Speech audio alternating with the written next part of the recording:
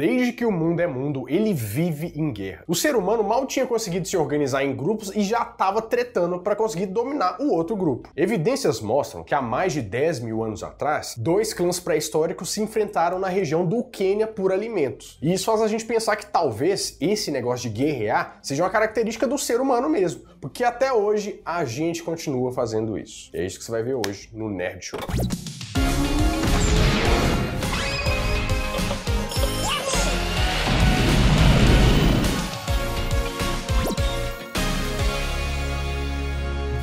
Fala, meus queridos amigos, como estão vocês? Vocês estão bom, né? Eu tô gritando hoje que minha voz...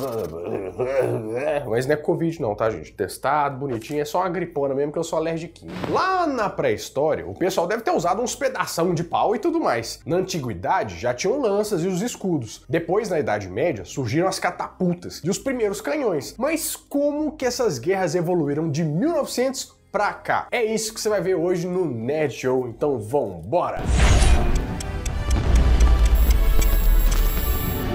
O primeiro grande conflito que aconteceu no século XX começou em 1914 e ficou conhecido como a Primeira Guerra Mundial. Eu sei que vocês adoram falar de guerra e hoje nós vamos falar de guerra. Ela aconteceu principalmente na Europa e os motivos eram vários, né? Mas o principal era a expansão imperialista. O que quer dizer isso? Cada nação queria ter cada vez mais poder através de conquistas de novos territórios. Era tipo, eles estavam jogando war, entendeu? E isso envolvia muitos países, como a França, a Grã-Bretanha, a Inglaterra e a Alemanha. O nacionalismo em cada um desses países era muito forte. E tinha algumas tretas do século XIX que ainda tava dando uma dorzinha de cotovelo nos países aí. Tipo quando a França perdeu uma batalha pela Prússia, que acabou se tornando depois o Império Alemão. Outros países, como a Áustria, Hungria, sim, isso é um país, e a Sérvia também tinha uma briga entre si para ver quem que controlava a Bósnia. Porque assim, Bósnia valia muita coisa nessa época. Foi aí que o mundo começou a se dividir através de alianças militares conforme os próprios interesses. E nessa de quem vai ficar do lado de quem, né, se formou dois conjuntos rivais, duas boy bands rivais pra gente entender. A Tríplice Aliança, formada por Alemanha, Itália, Império Otomano e Áustria-Hungria. Apesar de ser tríplice, né, mas eram quatro. É porque você não sabe contar direito. 3 pin. Que 3? Vai embora. E a Tríplice Entente, que era composta de França, Grã-Bretanha e Rússia. Esses aí já eram bons de matemática. Legal! Cada país passou a investir bastante em armamento, tropas militares e etc. Quando no dia 28 de junho de 1914, o tal do arquiduque austríaco Francisco Ferdinando foi assassinado durante uma visita à Bósnia. Ou seja, ele ficou na Bósnia mesmo, né? Esse nome vai dar muitos trocadilhos até o final do episódio. No, God, please, no! No! Você já deve ter decorado do livro de história que essa foi a gota d'água que faltava pra guerra começar. Mas foi mesmo, entendeu? Tinha muitos outros motivos, mas isso aí foi o principal. Tá, mas vamos falar agora do que você não vê no livro de história, ou pelo menos fingiu que não leu, né? Como que era a guerra nessa época? A Primeira Guerra Mundial ficou conhecida principalmente pelos combates em trincheiras. O que são trincheiras? São escavações na terra que foram corredores e era onde os soldados ficavam só com a cabecinha ali pra fora, falando assim, ó, o que tá acontecendo? Momento cinéfilo, no filme 1917 a gente vê bastante disso aí. Aí eles ficavam com a cabecinha pra fora dando tiro pra tudo quanto é lado, entendeu? Ou seja, era igual o Worms Armageddon ou o Gunbound, né? Só que na vida real. Esses corredores subterrâneos eram tanto forte de combate quanto a casa, a cozinha e o hospital dos soldados. Você vai, não, eu vou pro meu quarto. Vai pro seu quarto. Aí você vai, anda 3 metros aqui e deita. Assim, eu tô já. E não entra aqui não. Tudo acontecia dentro das trincheiras. Eles se alimentavam, tinha equipe médica para quando se feriam e também era onde a maioria dos cadáveres ficavam, porque não tinha muito o que fazer. Foi na Primeira Guerra também que eles usaram armas químicas pela primeira vez. Os mais comuns foram o gás de fosfogênio e o gás de cloro, e também o gás mostarda, né? Esse último era o mais mortal. Os caras liberavam gás quando o vento estava indo em direção aos inimigos. Aí a nuvem química caminhava silenciosamente até chegar nas trincheiras. Como elas eram protegidas com sacos de areia e arames, não tinha dificuldade para nenhum gás entrar e passar. Falar assim, quem que foi que fez isso aqui, hein? Uma trincheira desse tamanho vocês não respeitam. E ele tinha esse apelido de gás mostarda porque tinha um cheiro bem ardido. E as consequências eram desde queimadura, passando por cegueira, até chegar à asfixia. O trem era tenso. Mas tinha mais novidades. O avião, que tinha sido inventado em 1906, também foi usado pela primeira vez em um conflito militar com a Primeira Guerra Mundial. Uma coisa que não deixou o Santos Dumont nada feliz. Imagina, você vai lá, cria um avião, aí os caras estão matando gente com ele. O intuito dele era fazer uma coisa que ajudasse as pessoas. E quando ele viu que poderia ter um fim militar, ele não gostou nada dessa história. Tanto que ele até tentou impedir que os aviões fossem usados em guerras, mandando um pedido para um órgão internacional chamado Liga das Nações. Mas, né, como você deve imaginar, acabou não dando certo. Primeiro, os aviões foram usados como reconhecimento de território e depois para realizar alguns bombardeiros em tropas inimigas. Mas como a potência não era das melhores, os ataques aéreos eram bem limitados. Diferente do tanque de guerra, que apareceu pela primeira vez do lado dos britânicos. O Mark I era um projeto secreto e nenhum outro país jamais tinha visto um negócio daqueles. 2 unidades foram usadas em 1916. Tinham canhões e metralhadoras acopladas e comportavam 8 homens cada. Foi a maior inovação da Primeira Guerra Mundial e que ficou bem popular na Segunda.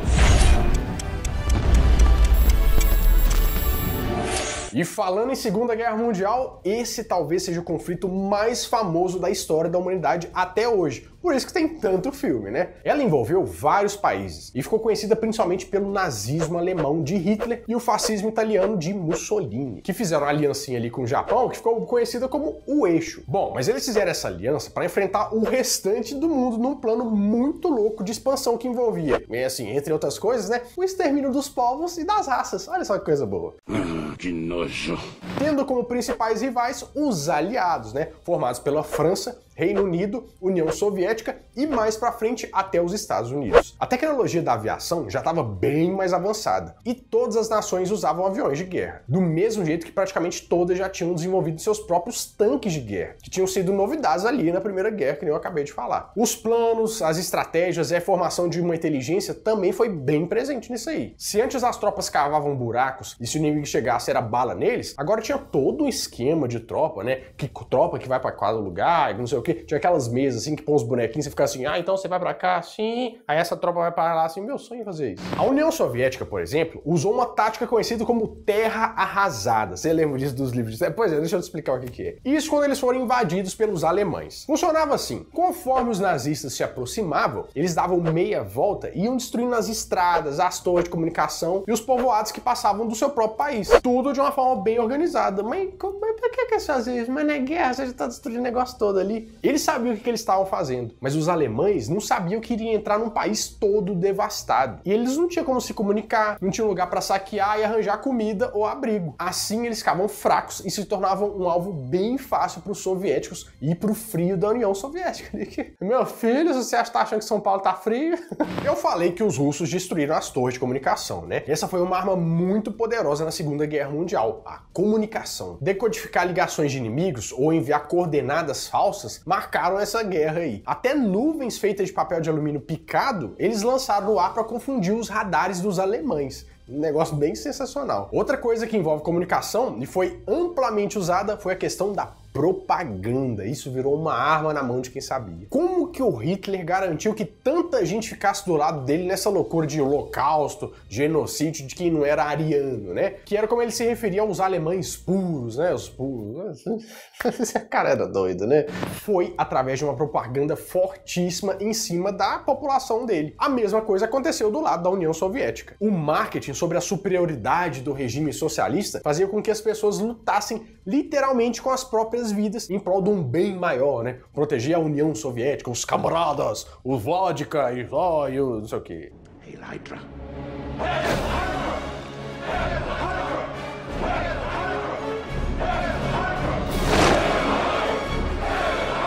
E nos Estados Unidos e na Inglaterra não foi diferente. Propagandas antifascistas, propagandas para incluir as mulheres na guerra, já que na época só da mulher trabalhar já era um problema, né? Mas na hora que apertou pro lado deles, meu filho, aí não, vamos guerrear, gente, vamos entrar pras fábricas, vamos fazer de tudo. No No geral, todos os países faziam campanhas para motivar os seus soldados e a população no geral, mobilizando todo mundo para a guerra. Os submarinos também foram muito usados na Segunda Guerra, mas a maior inovação foi, sem dúvidas, o uso da bomba nuclear, o tal do Projeto Manhattan. A gente tem que falar um vídeo sobre isso que é muito legal. A guerra já tinha praticamente terminado quando os Estados Unidos resolveram bombardear duas cidades japonesas com duas bombas nucleares. Primeiro foi Hiroshima e depois Nagasaki, nos dias 6 e 9 de agosto de 1945. Quem estava nesse lugar foi vaporizado, quem estava longe foi carbonizado e quem estava super longe foi intoxicado. Ou seja, deu muito ruim. Vários incêndios foram causados, a radiação foi liberada por quilômetros e até hoje muito se debate sobre a necessidade do uso da bomba atômica, quando a guerra praticamente já tinha encerrado. Depois da Segunda Guerra Mundial e principalmente depois dos bombardeios atômicos, iniciou uma guerra sem conflitos que foi batizada de Guerra Fria. Grande parte do mundo tinha sido devastado e as duas grandes nações da época queriam ver quem que ia se destacar no meio de tanta destruição. Foi aí que os Estados Unidos apareceram com os grandes capitalistas contra a União Soviética, que eram os grandes socialistas. Os dois queriam disputar a hegemonia mundial, mostrando quem podia mais, e assim eles começaram a se armar, principalmente na questão nuclear. Nenhum país se enfrentou, porque depois de Hiroshima e Nagasaki, se acontecesse outra guerra, hoje não ia ter YouTube, nem Nerd Show, nem nada pra contar a história, porque ia todo mundo pro saco. As principais inovações nessa guerra, que começou logo em 47, foram os serviços de espionagem. Aí quer ver o Agente 007. James Bond. Dos dois lados, né, que queriam fazer de tudo pra pegar a informação tecnológica do inimigo. Tinham aeromoças espiãs, espiões duplos que faziam os trabalhos para as duas nações e engambelava as duas. Tinha uma estratégia de ajuda econômica para tentar conquistar aliados, né? Os Estados Unidos tinham o Plano Marshall, que era uma ajuda em dinheiro para os países devastados pela Segunda Guerra e que se tornariam parceiros capitalistas. E a União Soviética, não podia ficar para trás, né? Tinha o Comecon, que era a mesma coisa, só que para os países que iam apoiar o socialismo. Mas não é Comecon não, tá, gente? Os nerds não tem nada a ver com essa história, não. Pode continuar indo que não tem nada a ver com a União Soviética, não, tá? Tá tranquilo. Só que a maior inovação da Guerra Fria foi a aposta na corrida espacial, onde as duas nações se degladiavam para ver quem ia conseguir desenvolver mais a própria tecnologia. Para esfregar na cara do amiguinho e falar assim, aqui ó, eu fui pra Lua, você não foi nem pra Taubaté.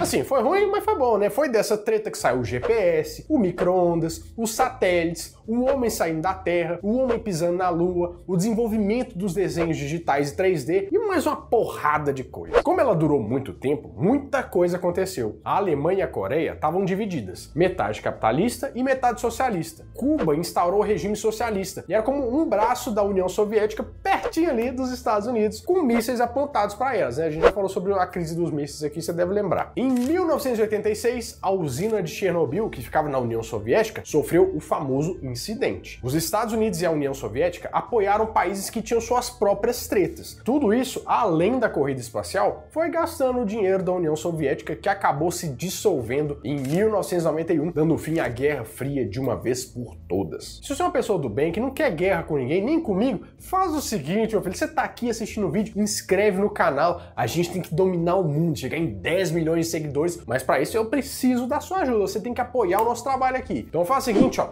clica no botão gigante vermelho aqui embaixo e badala esse sininho para você receber todas as notificações do canal. E também tem um QR Code aqui, ó. Pega a câmera do seu celular, né, apoia lá na câmera, aponta para cá, que você cai direto lá se você estiver assistindo pela televisão, fica bem mais fácil para você. Agora vamos continuar a nossa guerra. Os Estados Unidos parece que não conseguem ficar muito sem tretar, não, né? Porque em 1991 mesmo, eles já participaram de outra guerra conhecida como a Guerra do Golfo. Você lembra? A guerra explode no Golfo Pérsico. O inimigo dessa vez era o Iraque, que tinha invadido um outro país chamado Kuwait por causa da extração do petróleo. Os Estados Unidos tinham o apoio da ONU e o objetivo era libertar o Kuwait dessa invasão. O nome da guerra é por conta do Golfo Pérsico, que é uma zona de água entre o Irã e a Arábia. E como a gente agora tá falando dos anos 90, a tecnologia de guerra já estava mega avançada, né? Foi aqui que eles introduziram pela primeira vez os aviões stealth. O que é esse avião? Esses aviões passam despercebidos por vários radares e quando eles são detectados, pode ser confundido com os animais que voam, porque eles conseguem absorver ou refletir as ondas eletromagnéticas, que é o que o radar detecta. Esses aviões eram o que se tinha mais de top de linha para entrar de mansinho no território inimigo para fazer um bombardeio de leve. Na Guerra do Golfo, os bombardeiros em lugares estratégicos foram a principal tática de guerra. Mas uma coisa que não tinha acontecido até então era a transmissão dos ataques na TV, ao vivo. E pela primeira vez, quem nunca tinha ido a uma guerra conseguia ver o que era uma guerra, o que era uma delas. Essas imagens chocaram o mundo inteiro e causaram vários protestos pedindo pelo fim da guerra. Outra inovação foram as bombas inteligentes, que eram guiadas por cabines de comando e conseguiam atingir exatamente o local que eles queriam. Isso tentava evitar que a população geral tivesse suas casas, escolas e hospitais atingidos. Mas assim, tentar é uma coisa, né? Conseguir já é outra. Tanto que muitos soldados americanos morreram por fogo amigo, né? Que é quando um país mata gente do próprio time, mesmo que seja sem querer. Mas como foi uma guerra em um golfo, muitos navios foram usados e carregavam mísseis super potentes que conseguiam viajar por centenas de quilômetros. E também eram dificilmente detectados por radares inimigos. Os caças usados na guerra eram reabastecidos em pleno voo por aviões menores, sem precisar pousar. A guerra teve uma pausa e retornou em 2003 com todas essas mesmas coisas, só que ainda mais potente. Mudança mesmo dá pra perceber com a guerra na Síria, que começou em 2011 e tá acontecendo até hoje. Diversos protestos se espalharam pelo país contra o governo autoritário do Bashar al-Assad, que ficou no poder por 30 anos. Só que aí a população quer democracia. O governo diz que tá combatendo rebeldes e o conflito se espalhou para outros âmbitos, né, como o religioso, por exemplo. Hoje a guerra na Síria se tornou uma guerra civil, com o envolvimento de vários países que financiam armas para o grupo que defende seus interesses econômicos no país. Uma das armas mais poderosas usadas nessa guerra é o míssil Tomahawk, que é patrocinado pelos Estados Unidos, que consegue viajar por 1.600 quilômetros e faz esse caminho a 885 quilômetros por hora, além de ser muito preciso, com uma margem de erro de 10 metros do alvo. Já a Rússia implantou um sistema de defesa antiaéreo que consegue identificar e abater quase qualquer míssil lançado no ar. São esses caminhões gigantes que ficam nas posições estratégicas. E além dos mísseis, também consegue derrubar caças de outras aeronaves. Mas uma das maiores inovações nesse conflito foi o uso de drones, que conseguem carregar bombas. São bem pequenininhos comparados a uma aeronave, né? E eles conseguem filmar e reconhecer locais e, o mais importante, quem comanda geralmente está bem longe dessa treta toda. Mas nem tudo é inovação para a guerra em si. As redes sociais estão sendo usadas para salvar as vidas dos refugiados, que não tem nada a ver com a história toda. O Facebook, o WhatsApp e o Skype, por exemplo, estão sendo usados pelos refugiados para que eles se comuniquem e se organizem, para tentarem fugir de algum lugar de conflito, né? Trocando informações uns com os outros. Inclusive sobre como migrar para outros países sem precisar depender de um traficante que promete ajuda, né? E só dá uma treta danada. Algumas plataformas de aluguel de casa, como o Airbnb, por exemplo, tem quartos e casas gratuitas ou a um preço bem menor para refugiados que acabam indo parar na Europa e não tem onde ficar. Olha só. Podemos dizer que é a primeira guerra onde os smartphones têm um papel fundamental para a população civil que tenta fugir do conflito, que tomou proporções gigantescas. Essa, meus amigos e minhas amigas, é a evolução da guerra. E tomara que não tenha mais um capítulo desse episódio pra frente. Bom, meus amigos, é isso. Eu espero que vocês tenham gostado bastante desse vídeo. E olha só, se você gostou, deixa o like, inscreve no canal, vai ver mais vídeo que tem por aqui, combinado? Bom, eu vou ficando por aqui, mas toda semana eu volto com mais um vídeo quentinho, fresquinho, crocante pra vocês. Então, adeus!